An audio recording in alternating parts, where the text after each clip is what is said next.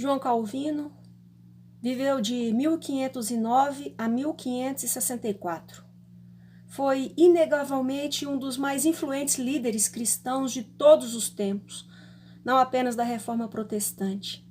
Juntamente com Martinho Lutero e Zwinglio, Calvino foi uma das figuras mais significativas para o ressurgimento espiritual do cristianismo na Europa continental durante o século XVI.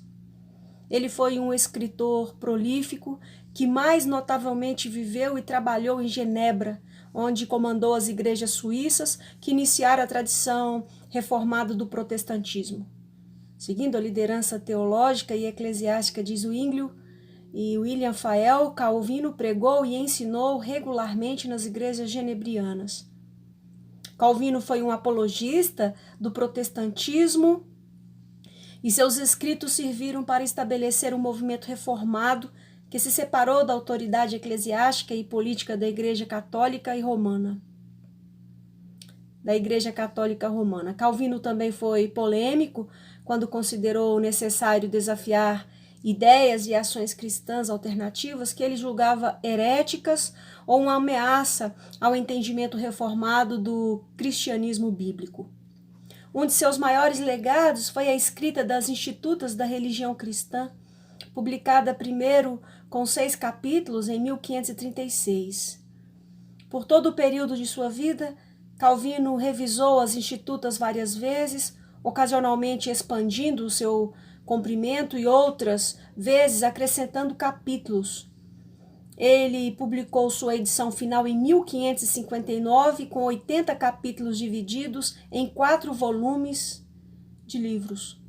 Falando em termos gerais, o primeiro livro lidava com Deus e a criação, o segundo lidava com Jesus Cristo e redenção, o terceiro livro tratava sobre o Espírito Santo e a justificação. O quarto livro lidava com a igreja e ministério. É difícil calcular a importância que as Institutas têm tido no moldar de incontáveis vidas e congregações por 5 séculos. Em uma única publicação, Calvino foi capaz de destilar suas crenças teológicas básicas, valores morais e práticas ministeriais. Se alguém quisesse uma publicação a qual ele ou ela pudesse, em troca, entender a essência da teologia reformada, então as Institutas forneciam uma única fonte para entendê-la. Se um cristão ou igreja pudesse se voltar a um corpus além da Bíblia para articular sua fé ou a fé da igreja, então as Institutas de Calvino representavam um compêndio abrangente e sistemático de crenças, valores e práticas que poderiam ser utilizados com autoridade entre cristãos protestantes. Juntamente com as Institutas, Calvino encorajava as pessoas a estudar comentários da Bíblia escritos por ele. Publicou comentários exegéticos sobre quase todos os livros neotestamentários e muitos do Antigo Testamento. Esses ajudaram as pessoas a estudar a Bíblia com mais profundidade na medida em que elas se empenhavam em entender o cristianismo em um contexto pós-católico romano e pós-império romano. Ademais, Calvino publicou sermões, criou catecismos e até mesmo escreveu hinos para a adoração e nutrição das pessoas nas igrejas. Para adicionalmente servir as pessoas, Calvino instituiu um lugar de educação cristã que incluía um colégio para a instrução de crianças e uma academia para a educação avançada de alunos. Ele enviou pastores como missionários, em especial para seu país de origem, a França, e gerenciou um concílio que serviu como uma corte eclesiástica para decidir acerca de questões da fé, valores e práticas cristãs. Mesmo exercendo a autoridade para censurar, excomungar e mais em relação aos considerados hereges. A essas realizações, outras poderiam facilmente ser acrescentadas, incluindo a influência que exerceu na expansão do movimento protestante por toda a Europa continental e a Bretanha. Compreensivelmente, Calvino jamais viu a plena extensão de sua influência, uma vez que ela continua a crescer até os dias de hoje. Sobre John Wesley. João Wesley viveu de 1703 a 1791. Viveu aproximadamente 2 séculos após Calvino. De muitas maneiras, seus contextos sociais, políticos e eclesiásticos foram dramaticamente diferentes, e tais diferenças devem ser tidas em mente ao compararmos os dois líderes. Durante o período da sua vida, Calvino esteve mais envolvido com o estabelecimento da Igreja de Genebra contra séculos de poder católico romano, político e também eclesiástico. Wesley, contudo, esteve mais envolvido com a renovação da Igreja da Inglaterra. A Igreja Anglicana, que ele argumentava, havia perdido sua vitalidade espiritual. Calvino tentou defender zelosamente e argumentar de maneira clara em favor da tradição reformada, ao passo que Wesley quis evangelizar e moldar meios eficazes de formação espiritual. Naturalmente, Wesley e Calvino foram semelhantes de muitas formas. Ambos eram decididamente bíblicos, ambos foram dedicados ao bem-estar da igreja e ambos empenharam-se em disseminar suas crenças, valores e práticas. Wesley foi ministro anglicano ordenado, que serviu como missionário, foi professor em Oxford e, por fim, com seu irmão Carlos, tornou-se um dos mais cofundadores do metodismo. O metodismo foi um movimento de renovação cristã que renovou pessoas na Bretanha, como também no recém-estabelecido Estados Unidos da América. O metodismo funcionou como uma ordem dentro da igreja anglicana, com sociedades metodistas que se reuniam no meio da semana, com reuniões de aulas e pessoas selecionadas que proviam pequenos grupos de responsabilidade para a promoção da vida santa e ministério. Ele designou ministros itinerantes que viajaram amplamente para apoiar as sociedades metodistas, incluindo homens e mulheres que serviram como ministros locais leigos. Wesley promoveu o evangelismo, missões e vários ministérios sociais. Além de criar escolas e orfanatos para crianças, ele advogou em prol da reforma presidiária e a abolição da escravatura. Apesar de Wesley ser melhor conhecido por sua liderança no metodismo, ele também foi um escritor prolífico.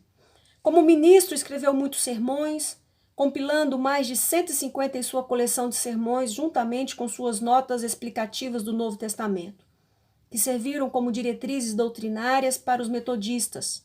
Além disso, Wesley publicou suas cartas, uma série em forma de diário que abrangeu um período de quase 50 anos de sua vida, além de uma antologia de 30 volumes de escritos cristãos intitulada Biblioteca Cristã, contendo extratos e resumos de artigos selecionados de teologia prática que foram publicados em língua inglesa. Wesley não escreveu uma teologia sistemática, em vez disso ele resolveu falar para a maior parte da humanidade, para aqueles que nem apreciam e nem entendem a arte do pensar, mas que não obstante são juízes daquelas verdades que são necessárias à felicidade presente e futura. Consequentemente, Wesley publicou múltiplos volumes de literatura cristã que cristãos e igrejas continuam a utilizar. Ao comparar Wesley e Calvino, não se pretende discutir todas as suas crenças, valores e práticas. Em vez disso, o objetivo é focar em algumas das diferenças basilares entre eles e as implicações dessas diferenças no entendimento que tinham da igreja e do ministério. Esta abordagem ainda irá destacar importantes afirmações teológicas, tanto de Wesley quanto de Calvino. Nós podemos ficar seguros de que estamos diante de alguns entendimentos de ambos em relação a Deus, a humanidade, pecado, salvação, a igreja e ministério. Nem toda doutrina será comentada, mas algumas crenças, valores e práticas serão faladas. Calvino e Wesley, eles têm uma grande contribuição para o meio da comunidade da fé. Então, tanto Wesley quanto Calvino desafiaram o status quo, por assim dizer, em seus respectivos ministérios. Calvino, juntamente com outros reformadores, se opôs à hegemonia eclesiástica do catolicismo romano, triunfando sobre as crenças, valores e práticas católicas de sua época e local, que fugiam à prática cristã geral. Contudo, ele também preservou o status quo da teologia reformada que havia herdado. Em grande parte, diz Zwinglio e outros reformadores suíços, particularmente na tradição protestante reformada, embora fosse persistente apologética e polemismo contra aqueles que discordavam de sua visão de ortodoxia dentro e fora do protestantismo. Semelhantemente, poderia ser dito que Wesley preservou o status quo do anglicanismo, já que ele não se propôs a ser biblicamente ou eclesiasticamente inovador. Contudo, em resposta às necessidades das pessoas e sociedade, Wesley desafiou a forma como cristãos viam a experiência religiosa, pelo menos ao avaliar a cultura contemporânea e então responder a ela de maneira que biblicamente ministrasse as necessidades de todos, individual e coletivamente. Wesley respondeu criativamente às necessidades espirituais e físicas das pessoas enquanto permanecendo fiel ao Evangelho. Apesar de ambos terem contribuído para o ministério das igrejas, Wesley e Calvino comportaram-se notavelmente de maneiras diferentes. Calvino abordou o ministério de uma maneira mais de cima para baixo, autoritária, talvez até triunfalista, que focava na manutenção da igreja por meio de uma liderança separada, especificamente educada para pregar e administrar os sacramentos.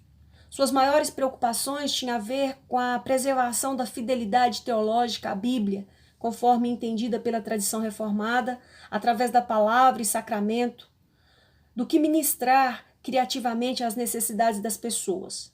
Assim sendo, Calvino despendeu grande parte do seu tempo proclamando e defendendo a ortodoxia e polemizando contra aqueles que discordavam da interpretação reformada da tradição cristã ortodoxa.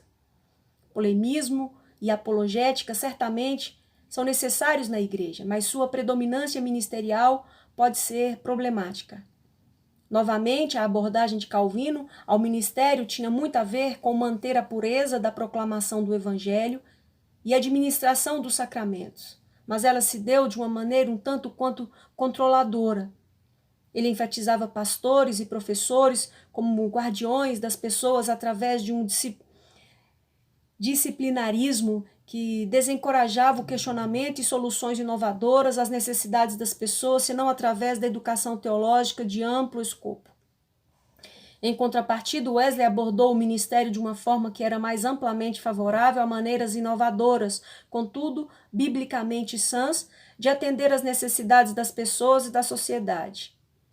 Ao empoderar tanto os leigos quanto o clero, incluindo o empoderamento de mulheres na liderança, Wesley expandiu vastamente os ministérios através dos quais as igrejas ministram, incluindo o ministério àqueles que são empobrecidos tanto fisicamente quanto espiritualmente. Em todas essas questões ministeriais, Wesley acreditava que ele não somente era fiel à Bíblia, mas que também incorporava a missão de Deus através da abertura à presença e poder contínuos do Espírito Santo.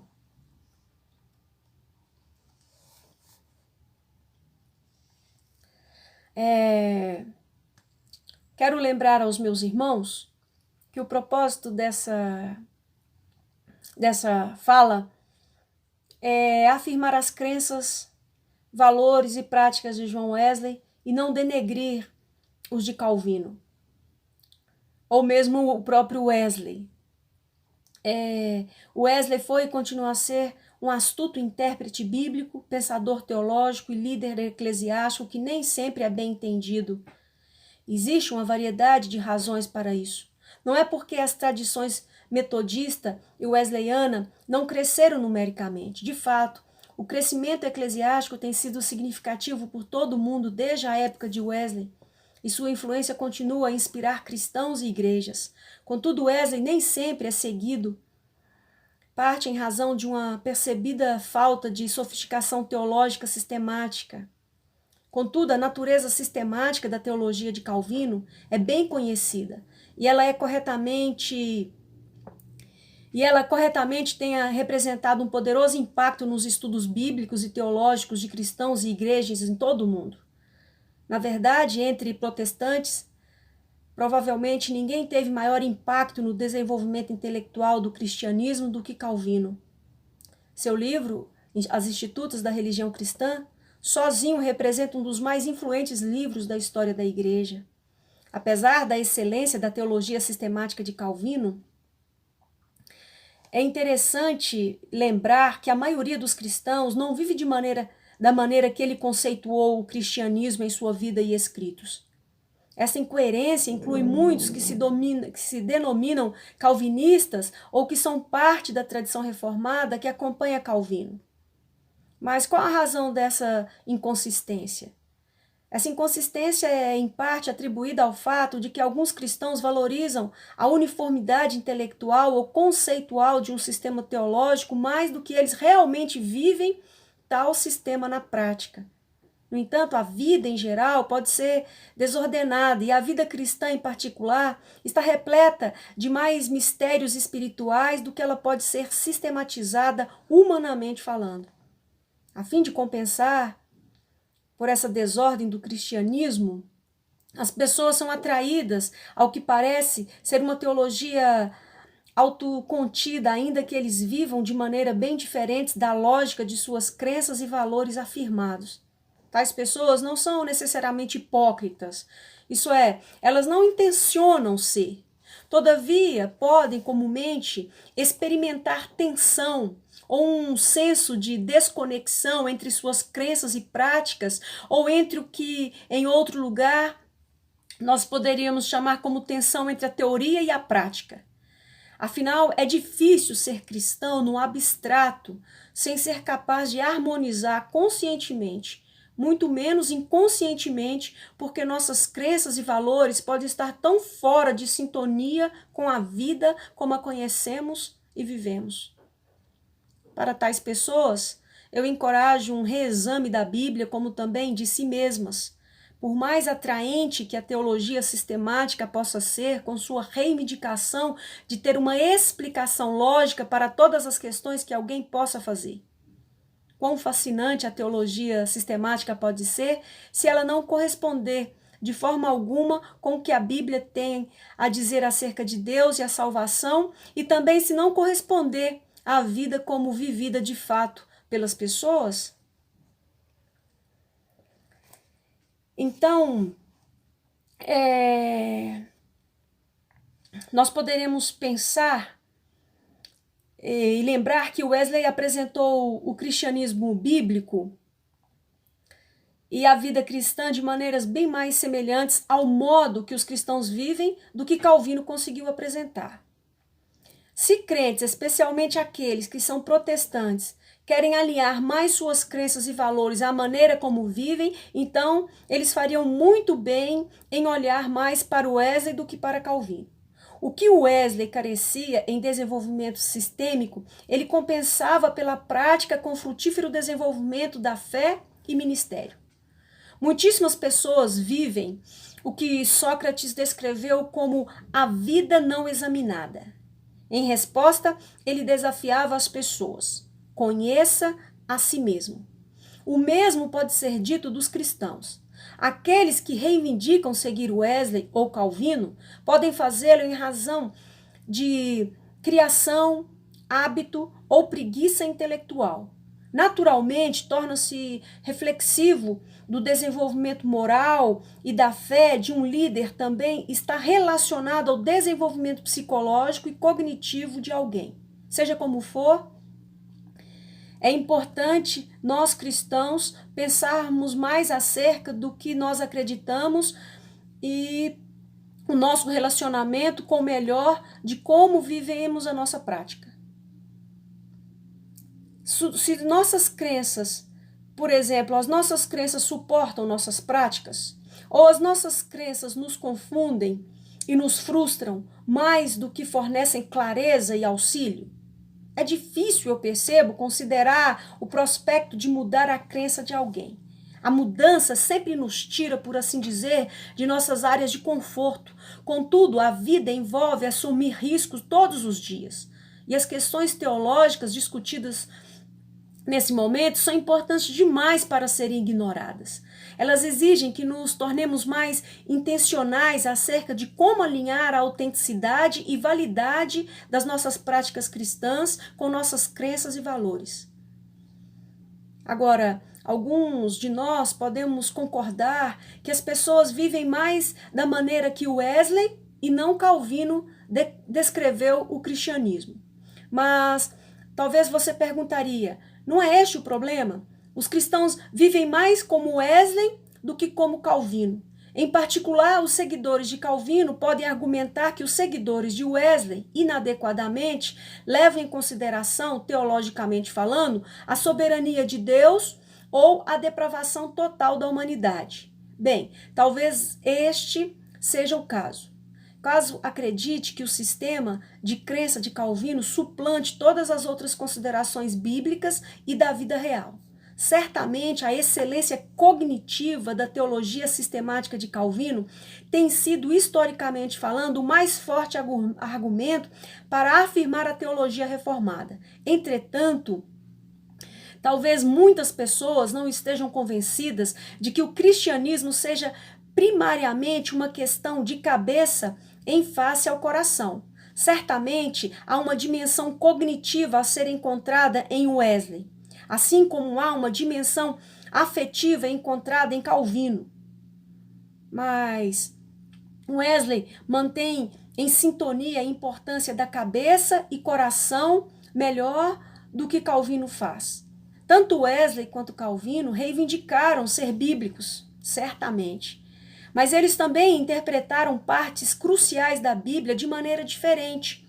Por exemplo, Calvino concebeu a fé cristã mais em termos de excelência intelectual, verdade e doutrina, ao passo que Wesley concebeu a fé cristã mais em termos de excelência relacional, amor e capacitação.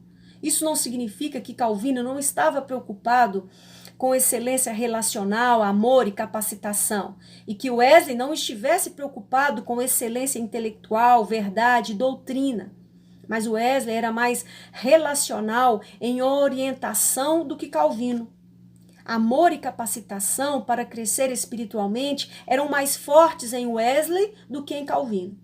Uma forma de nós vermos é que Calvino estava mais orientado pela ortodoxia, que são crenças corretas, ao passo que Wesley era mais orientado pela ortopraxia, que são ações corretas, e ortocardia, que são corações corretos.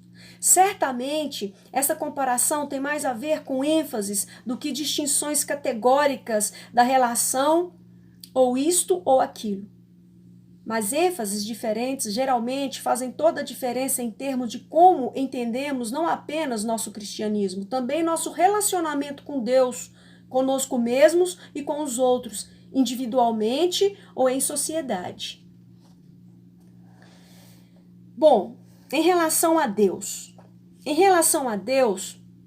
tanto Wesley quanto Calvino acreditavam no poder soberano e majestade de Deus. Mas Calvino colocava ênfase demasiada no poder, providência e predestinação, de sorte que minimizava outros importantes atributos divinos. Wesley enfatizava o amor de Deus em como Deus se relaciona com a humanidade.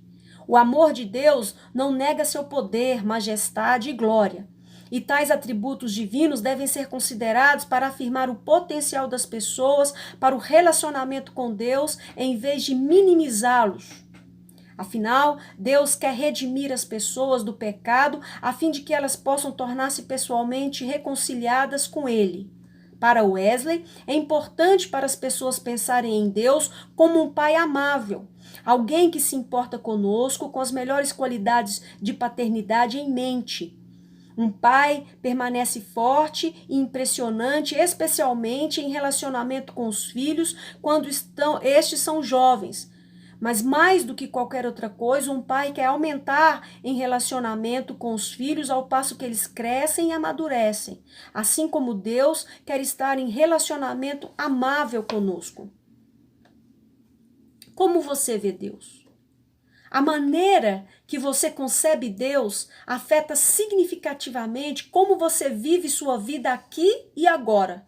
Assim como afeta a forma de você se relacionar espiritualmente com Deus.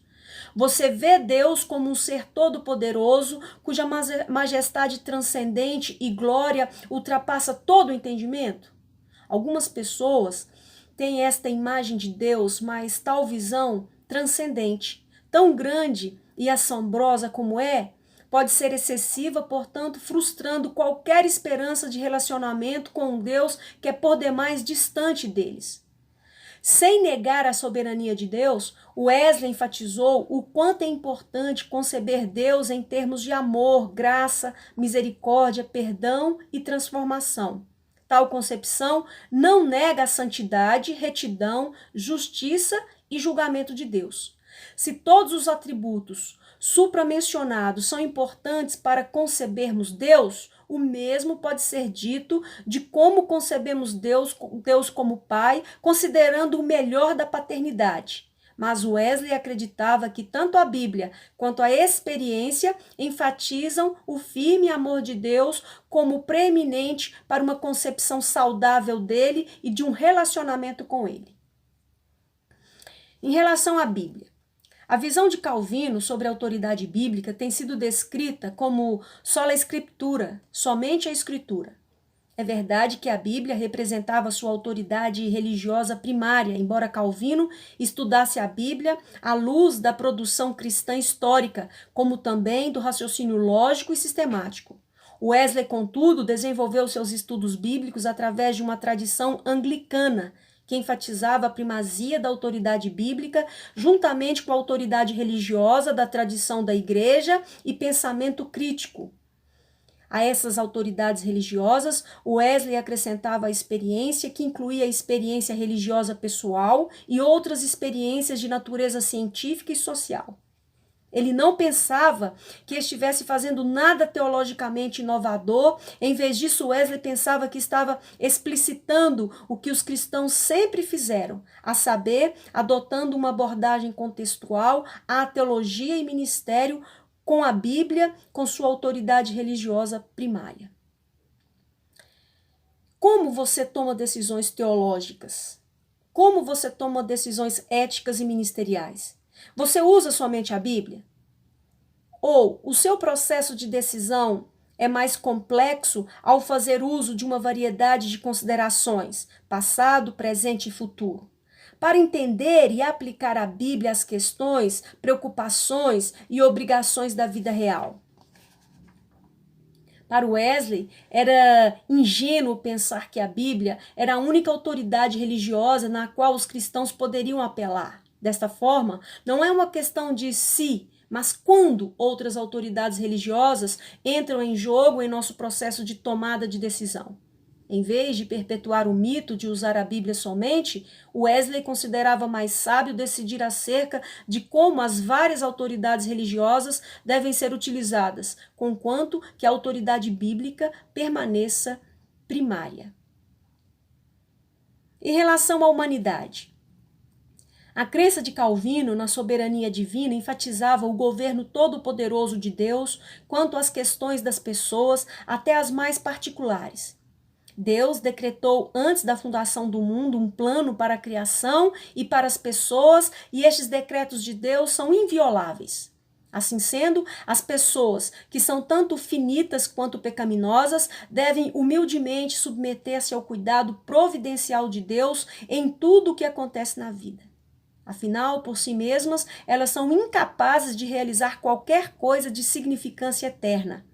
Mas graças a Deus, uma vez que o Senhor elege algumas pessoas para a salvação, elas podem ser redimidas de seu estado de existência totalmente depravado. Wesley concordava que as pessoas são pecaminosas e que não podem salvar a si mesmas. A salvação acontece pela graça através da fé. Contudo, esta fé que as pessoas têm representa um ato de volição não coagido. Por meio da graça preveniente de Deus, as pessoas podem escolher aceitar o dom de salvação ou escolher rejeitá-lo. Calvino, contudo, concebia a fé como aquela que é compatível com a vontade de Deus. As pessoas não podem, possivelmente, frustrar a Deus, uma vez que isso representaria uma diminuição da soberania dele.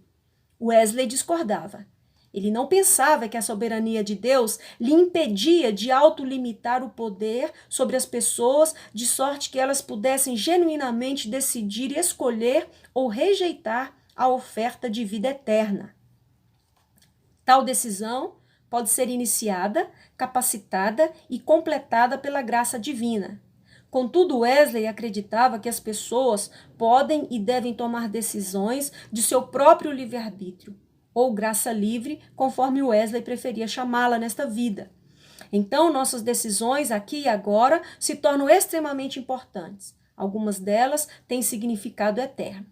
Na verdade, as pessoas não têm liberdade concernente a muitas questões na vida. Como tal, elas não devem pensar que seus futuros estão tão determinados pela ordem divina que não possuem responsabilidade ou esperança pelas decisões que tomam aqui e agora.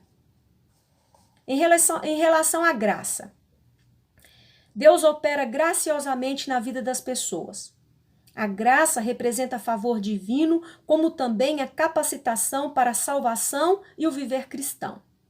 Calvino afirmou os princípios da reforma da salvação pela graça somente, sola gratia, e fé somente, sola fide. Calvino, considerava a graça divina como eficaz, isto é, que as pessoas não podem resistir à obra de Deus em suas vidas por sua justificação, santificação e glorificação. Em razão da finitude e pecado delas, Deus deve ser visto como a causa abrangente do bem-estar das pessoas, uma vez que elas nada podem fazer para merecer ou ganhar a vida eterna. Wesley também acreditava na salvação pela graça através da fé. Contudo, ele acreditava que a graça divina era condicional, isto é, Deus não opera irresistivelmente na vida das pessoas. Em vez disso, Deus escolhe operar prevenientemente em relacionamento com elas. A graça preveniente capacita a liberdade das pessoas a escolher a justificação, santificação e outras questões da vida. Deus realmente elege as pessoas para a salvação, mas a eleição está embasada na presciência divina em vez de nos decretos irresistíveis de Deus, determinados antes da fundação do mundo. As pessoas, de acordo com Wesley, podem não ter completa liberdade de escolha, uma vez que elas ainda estão impedidas pela finitude humana e o pecado. Ademais, seu livre-arbítrio não é uma potencialidade natural, uma vez que as escolhas são capacitadas pela graça preveniente de Deus. Mas as pessoas têm constante acesso à graça divina através da presença da obra do Espírito Santo. Portanto, elas precisam estar atentas ao Espírito de Deus, como também à Bíblia e ao ensino cristão, uma vez que Deus as capacita a ter uma medida genuína de liberdade para escolher a salvação, amar a Deus e amar seu próximo como a elas mesmas. Em relação à salvação, Calvino acreditava que, dadas as horrendas circunstâncias da humanidade pecaminosa, Deus amou o mundo de tal maneira que a provisão foi feita para a expiação das pessoas através da vida, morte e ressurreição de Jesus Cristo. Jesus representava um substituto para os pecadores e, através dele, a salvação tornou-se possível. Aqueles a quem Deus elegeu para a vida eterna antes da fundação do mundo recebem o benefício da expiação de Jesus. Os seguidores de Calvino afirmavam uma expiação substitutiva, mas pensavam que esta deve ser limitada apenas aos eleitos. Embora Calvino não tenha explicitamente afirmado a crença na expiação limitada, a implicação aparece em todos os seus escritos. Uma vez que Deus elege alguns para a salvação e reprova outros para a condenação eterna, a expiação de Jesus não pode, logicamente, ser entendida como tendo sido universalmente oferecida a todas as pessoas. Calvino tentou equilibrar uma crença na expiação universal com a eleição particular, mas, por fim, é Deus, não as pessoas, que determina quem são os salvos e quem são os condenados. Wesley, contudo, ficava horrorizado com qualquer prospecto que se esforçasse em limitar a expiação. Ele enfaticamente afirmava que Jesus viveu, morreu e foi ressuscitado em prol de todos. Tal universalidade não implica salvação universal, porque as pessoas ainda precisam responder pela graça à oferta de Deus da redenção. Deus oferece salvação a todos, mas somente aqueles que pela graça, através da fé, aceitam a oferta de Deus serão salvos. Para Wesley, parecia tanto teologicamente suspeito quanto ministerialmente cruel Calvino proclamar a salvação para aqueles a quem é impossível ser salvo, em razão da predeterminação por Deus de sua reprovação. Em vez disso, Wesley proclamavam com urgência a mensagem do Evangelho, a fim de que as pessoas pudessem responder pela graça em cumprimento às condições salvíficas de fé e arrependimento. Em relação à espiritualidade, Calvino acreditava que Deus realizava a justificação e santificação na vida dos crentes e que realizava essas características da salvação pela graça e não através dos méritos ou contribuição das pessoas. A ênfase de Calvino no terceiro uso da lei o distinguia de Lutero, uma vez que Calvino colocava mais ênfase na necessidade de viver obedientemente de acordo com a lei de Deus. Deus usa lei tanto para mortificar quanto vivificar crentes através de sua obediência. A mortificação lembra as pessoas de que sua salvação é um dom e que elas nada contribuem com ela. A vivificação espiritualmente os anima e os conforta em sua humilde submissão a Deus. Seu crescimento espiritual ocorre de acordo com os decretos e vontade de Deus, não por qualquer contribuição humana.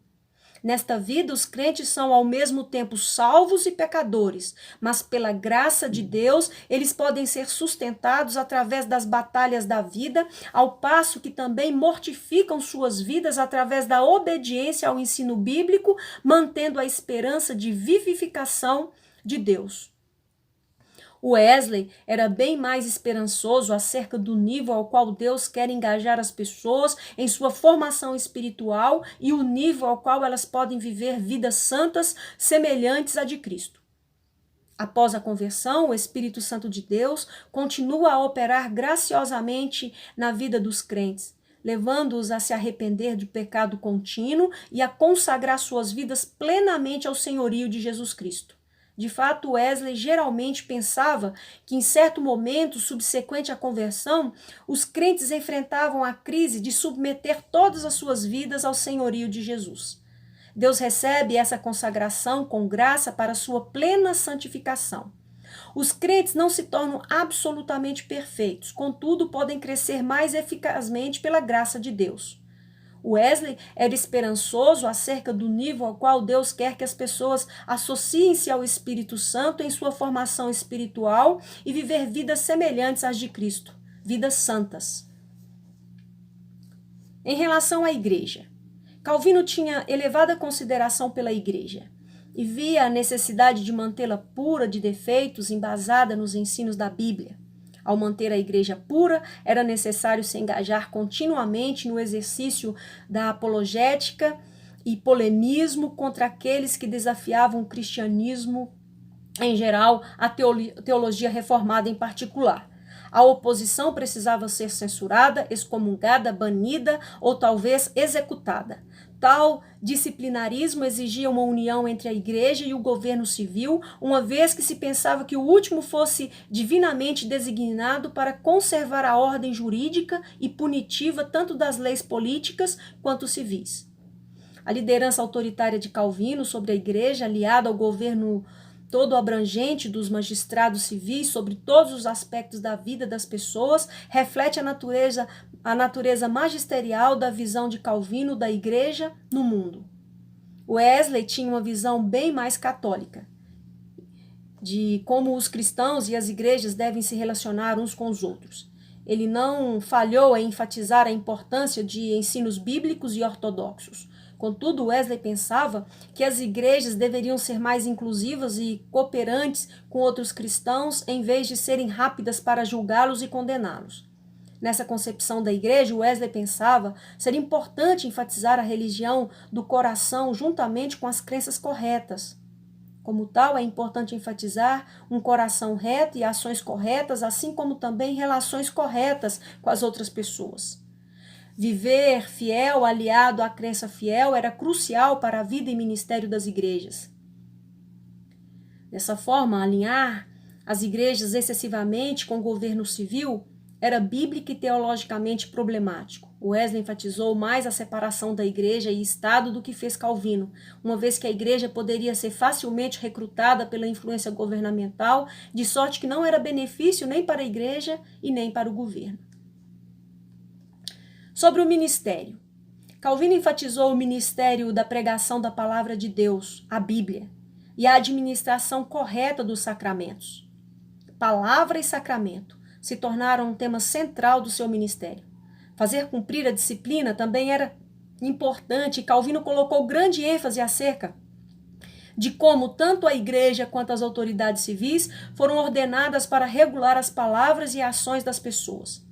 Nas igrejas, pastores e professores devem tomar a frente na proclamação da majestade soberana de Deus, assim como também na primazia de ensinos bíblicos, uma vez que a Bíblia incorpora muito da obra do Espírito Santo hoje. O ministério se estendia para além das igrejas em culto, que elevava a educação teológica e a disseminação do entendimento reformado do cristianismo bíblico.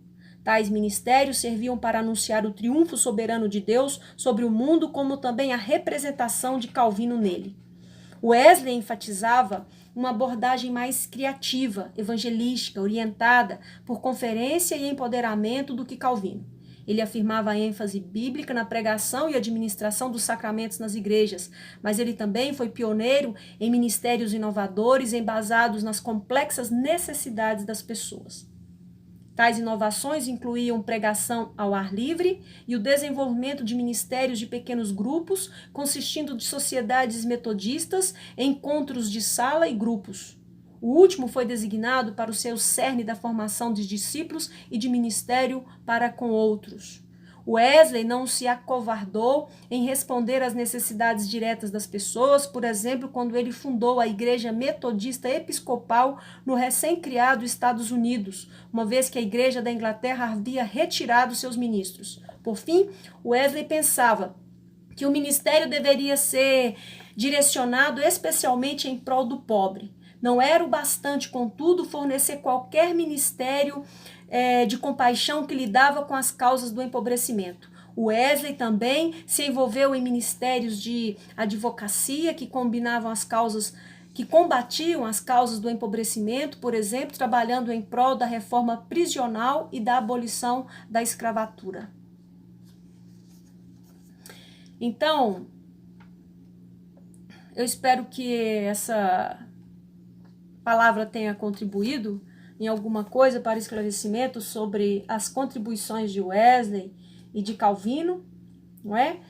E eu tenho um resuminho aqui da defesa dos termos que na língua inglesa, por exemplo, os 5 pontos do calvinismo, né, são mais resumidos pela sigla TULIP. Esta sigla não segue a exata ordem dos cânones de Dort, mas se tornou a maneira mais comum de referência aos 5 pontos calvinistas. Em primeiro lugar, o primeiro é a depravação total, a eleição incondicional, a expiação limitada, a graça irresistível e a perseverança dos santos. Em contrapartida,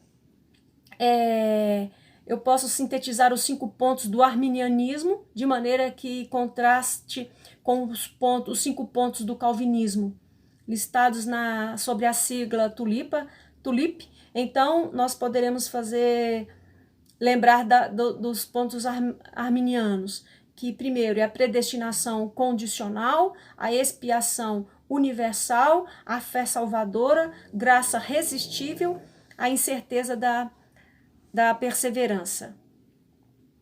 Então, fica aí a minha contribuição. Que Deus nos abençoe. Deus acima de tudo e de todos. A Deus toda honra, toda glória, todo poder e majestade, agora e para sempre.